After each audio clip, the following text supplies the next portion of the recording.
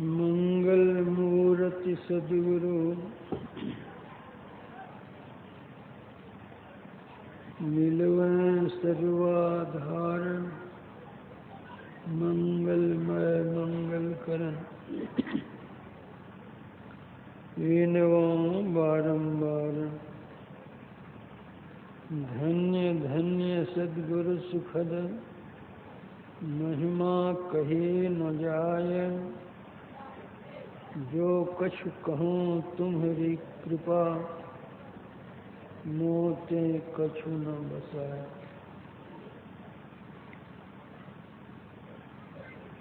आदरणीय सज्जन वृंद तथा आदरणीय माताओं एवं बहनों,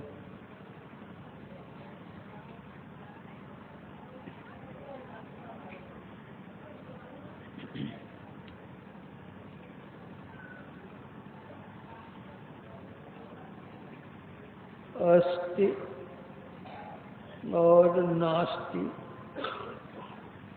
ये दोनों संस्कृत के शब्द हैं। अस्ति माने है, नास्ति माने नहीं है। ईश्वर के लिए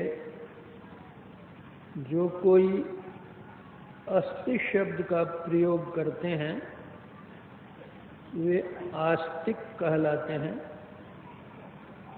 और जो नास्ति शब्द का प्रयोग करते हैं वे नास्तिक कहलाते हैं। ईश्वर है ऐसा विश्वास जिनको है वे आस्तिक कहलाते हैं। जिनको ईश्वर में विश्वास नहीं है वे नास्तिक कहलाते हैं। नास्तिक भी दो तरह के होते हैं, एक अर्धनास्तिक और दूसरे पूर्ण नास्तिक।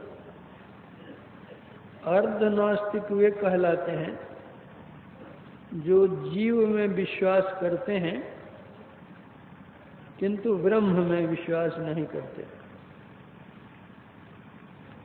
पूर्ण नास्तिक वे हैं जो न तो जीव को मानते हैं और न ईश्वर को मानते हैं। प्रचलन यही है, लोग यही मानते हैं।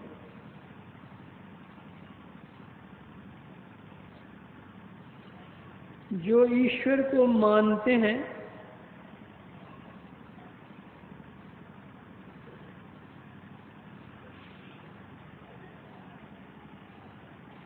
उनमें भी कुछ कमजोरी वह हो जाती है कि कहते तो ईश्वर हैं लेकिन उसको दृढ़तापूर्वक मानते नहीं। जितने अंशों में नहीं मानते हैं उतने अंशों में उनको भी नास्तिक कहा जा सकता है।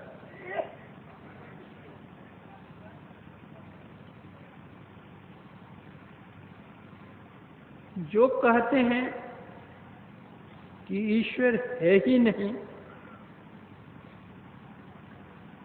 उनका तर्क है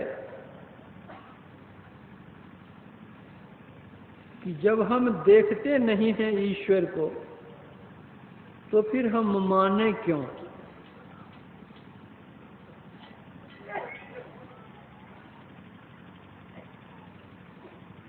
एक आचार्य अपने शिष्य को उपदेश दे रहे थे।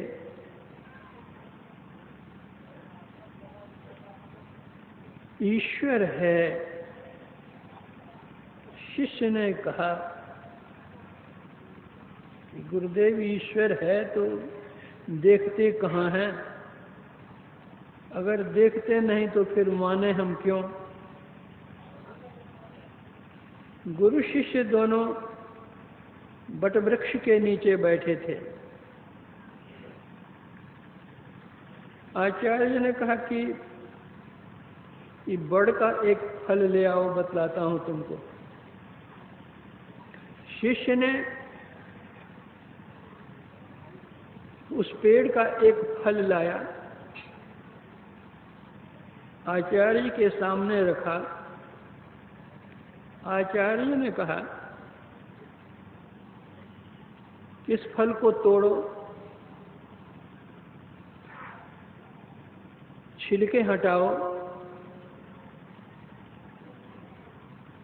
फल के ऊपर से छिलका हटा दिया गया।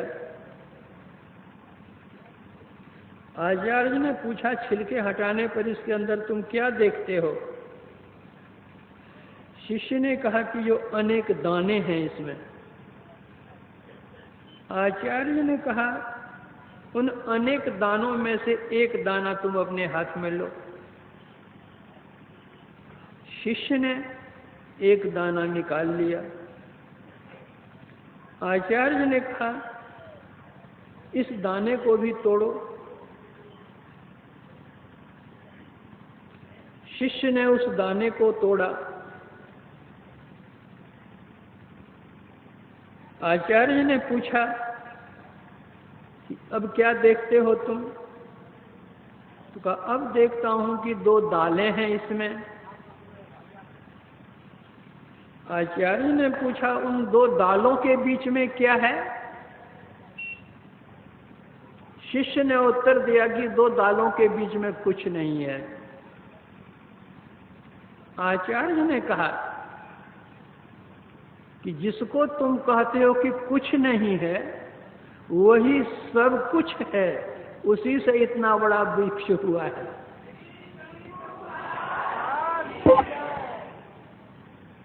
दो दालों को दो जगह तुम रख दो, पेड़ नहीं निकलेगा। ये दो दालें एक साथ हैं और बीच में कुछ नहीं है, उसी से यह पेड़ बन गया है। उसी तरह जिसको तुम कुछ नहीं कहते, उसी से यह सारी सृष्टि हो गई है। वह परमात्मा है। जब तुम किसी एक निर्जन वन में जाओ, एकाएक तुमको वहां एक मूर्ति दिख पड़े, तो तुम्हारे मन में क्या उत्पन्न होगा? क्या विचार उत्पन्न होगा?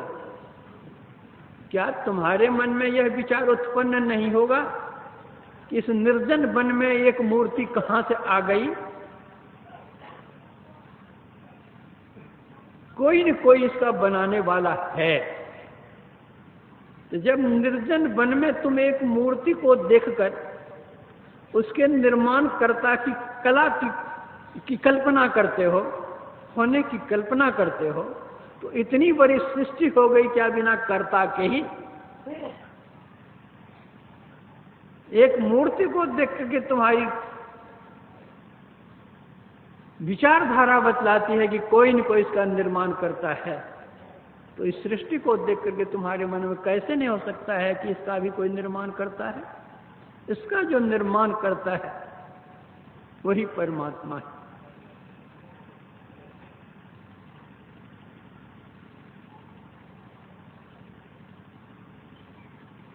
आज हम देखते हैं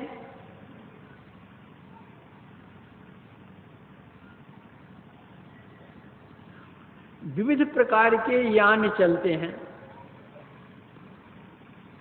उन यानों पर चालक होता है और सुशिक्षित चालक होता है। चाहे कार हो कि ट्रेन हो कि प्लेन हो, उसका चालक होता है। लेकिन फिर भी ऐसा भी सुना जाता है कि आज अमुक जगह ट्रेन दुर्घटना हुई, तो अमुक जगह प्लेन दुर्घटना हुई, अमुक जगह में कार दुर्घटना हुई। ये दुर्घटना की बातें हम सुनते हैं। जब एक एक यान पर एक एक चालक है, तब तो घटनाएं घटती ही रहती हैं। लेकिन हम आकाश की ओर देखते हैं, असंख्य तारे हैं, वे सारे के सारे चलते हैं, लेकिन कभी एक्सीडेंट होता ही नहीं। उसका चालक कौन है?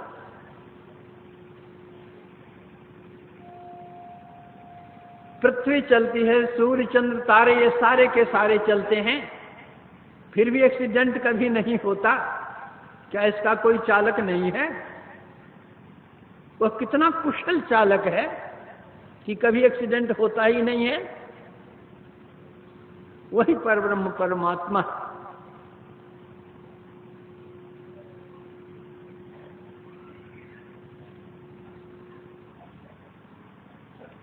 परमात्मा को देखने के संबंध में कि हम देखते नहीं, तो माने क्यों? ऐसी बहुत सी चीजें हैं जिन चीजों को हम नहीं देखते हैं, फिर भी हम मानते हैं। हम डॉक्टर के यहां जाते हैं बीमार होकर, डॉक्टर हमारा रक्त लेता है। हमारी दृष्टि में वह केवल रक्त है, लेकिन डॉक्टर जब यंत्र लगा करके देखते हैं तो देखते हैं इस रक्त में अमुक रोग का कीड़ा है, और डॉक्टर उस कीड़े को मारने के लिए दवाई देते हैं। तो इन आंखों हम तो कीड़े को नहीं देखते हैं, फिर उस कीड़े में जो जीवनी शक्ति है, जो कीड़ा जीवित है, जिसको मारने के लिए डॉक्टर दवाई देते हैं, तो जब उस कीड़े के अंदर का जो जीवन है, जीवनी शक्ति है, उसको हम नहीं देखते हैं, तो उस कीड़े में जो जीवन शक्ति का प्रदाता, उनको इन आंखों हम कैसे देखेंगे?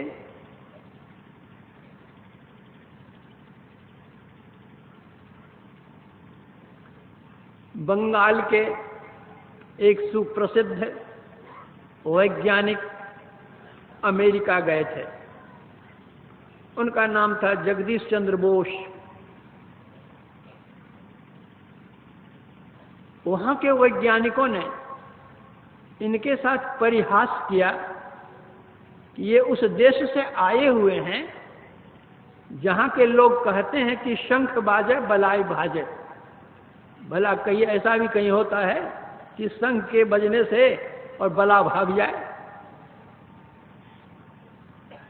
जगदीश चंद्र बोस ने कहा कि हमारे यहाँ के जितने कार्यकलाप हैं वे सारे के सारे विज्ञान सम्मत हैं। शंख बाजे बलाई भाजे, यह सत्य तथ्य है, असत्य नहीं है। अगर आप लोगों को मेरी बात पर विश्वास नहीं होता है तो आप लोग एक शंख लाइए और आप वैज्ञानिक लोग अपना अपना अनुवीक्षण यंत्र लेकर के आइए, माइक्रोस्कोप।